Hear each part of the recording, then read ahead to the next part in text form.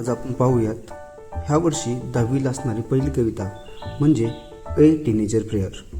ही कविता टीनेजमध्ये आलेल्या मुलांसाठी एक अत्यंत उपयोग आणि महत्त्वाची सूचना करणारी आहे। आपण आपल्या आयुष्यामध्ये कशा पद्धतीने पुढे जाऊ शकतो किंवा कोणते आपल्या जीवनात अंधकार येऊ शकतात किंवा यशापर्यंत पोहोचण्यासाठी कोणकोणत्या गोष्टी आपल्याला थांबवल्या पाहिजेत ह्या गोष्टींकडे लक्ष देणारी ही कविता आहे। या कवितेचा थोडक्यात अर्थ सांगायचा तर की यश गाठण्यासाठी आपण कोणते मोह बाजूला ठेवू शकतो किंवा सारू शकतो या गोष्टीचं प्रचय या कवितेतनं येतोय। सुरुवात करताना each day brings new beginning, decision I must make, I am the only one to choose the road that I will take. बघा इथे आपला जो लेखक आहे जेमोस हा सांगू इच्छितोय की ईच डे प्रत्येक दिवस आपल्यासाठी एक नवीन काहीतरी घेऊन येतोय। त्यावेळेला आपल्याला एक डिसिजन घ्यावं लागतं किंवा एक निर्णय घ्यावा लागतो। डिसिजन म्हणजेच निर्णय, तो निर्णय घ्यावा लागतो। ते मस्ट असतं म्हणजे ते गरजेचंच असतं असं इथं तो म्हणतोय। I am the only one who to choose the road that I will take. जो रोड किंवा जो रस्ता निवडणार आहे, जो मार्ग निवडणार आहे तो ओनली वन मी म्हणजे तो फक्त मी आहे जो चांगला मार्ग निवडू शकतो। आता मार्ग कोणत्याही प्रकारचे असू शकतात, एक वाईट असू शकतो, चांगला असू शकतो। चांगला मार्ग यशाकडे घेऊन जाणारा असतो तर वाईट मार्ग हा अपयशाची पायरी चढणारा असतो। म्हणजे आपल्याला जो निर्णय घ्यायचा आहे तो आपल्यावरती अवलंबून असतो असे इथे लेखकाला सांगायचं आहे। सेकंड कडव्यामध्ये सांगतायत I can choose to take the road of life that leads to great success. बघा आय कॅन चूज म्हणजे मी निवडू शकतो to take road of life म्हणजे जो जीवनाचा रस्ता आहे दॅट लीड्स तो मला कुठेतरी नेतृत्व करून घेऊन जाणारा, तो नेतृत्व करणारा रस्ता आहे कुठला तर ग्रेट सक्सेसकडे घेणारा, चांगल्या यशाकडे घेऊन जाणारा। Or travel down the darken road that lead to great distress. आणि अजून एक रस्ता असू शकतो जो ट्रॅव्हल डाऊन तो जातो आहे कोणत्या दिशेला तर डार्कन रोड जिथे अंधारमय जग आहे, that leads to great distress आणि त्याचं जे नेतृत्व करणार आहे ते त्रासदायक किंवा निराशाजनक असू शकतं। डिस्ट्रेस इथे अर्थ आहे ग्रेट वरी अँड स्ट्रेन म्हणजे थोडक्यात जिथं त्रास करणारा किंवा काळजी करणारा रस्ता असू शकतो। Please open up my eyes. आत्ता इथे लेखक किंवा तो टीनेजर आहे तो प्रे करते please open up my eyes. ती म्हणती देवाला की माझे डोळे काय कर उघडे कर, that I might clearly see. मी पूर्णपणे स्वच्छ डोळ्याने किंवा चांगल्या अर्थाने जग पाहू शकते। हेल्प मी स्टँड, मला उभं करण्यासाठी फॉर व्हॉट इज राईट, मला उभं कर अशा ठिकाणी किंवा असे निर्णय घेण्यासाठी उभं कर जे योग्य असतील किंवा त्या दिशेला मला उभं कर।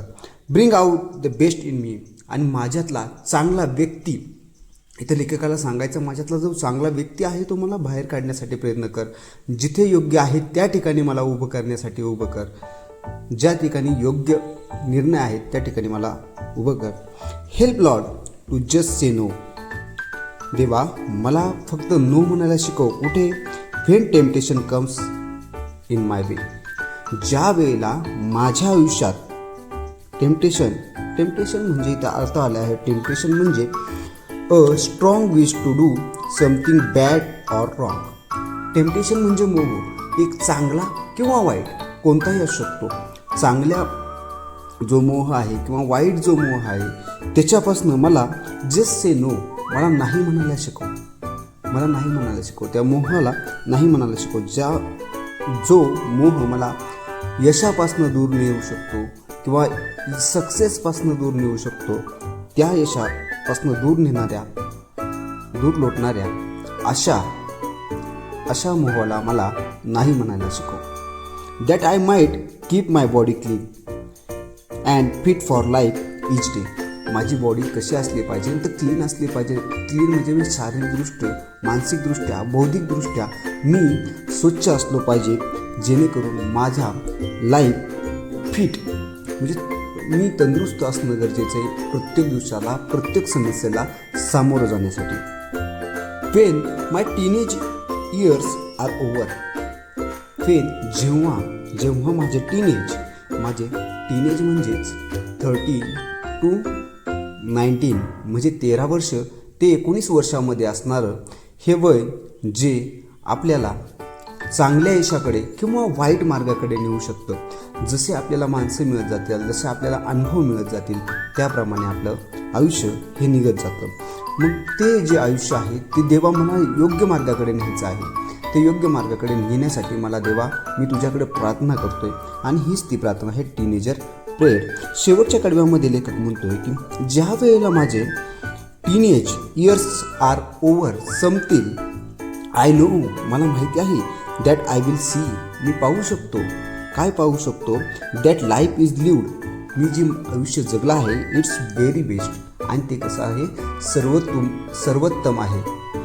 With you walking next to me जेव्हा तू माझ्यासमोर चालत आहे किंवा तू मला ज्या वेळेला ज्ञान देत आहे किंवा तू मार्गाचा एक नेतृत्व करणारा आहे, जो लीडर आहे तो तू जर असतील देवा, तू जर मला हे करण्यासाठी प्रेरित करत असेल तर मला माहिती आहे की माझं टीनेज हे चांगल्या पद्धतीचं असू शकतं.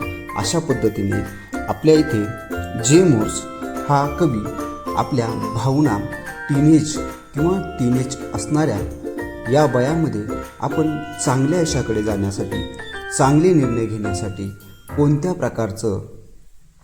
कोणत्या प्रकारचे मार्ग निवडले पाहिजेत, ह्या वयामध्ये आपण कोणत्या प्रकारच्या शारीरिक कृती केल्या पाहिजेत, ह्या सर्व गोष्टींचा उजाळा देऊन ते एक चांगल्या तरुणाला बनवण्यासाठी एक चांगलं मार्गदर्शन करणारं हे 10वीतली पहिली कविता आहे.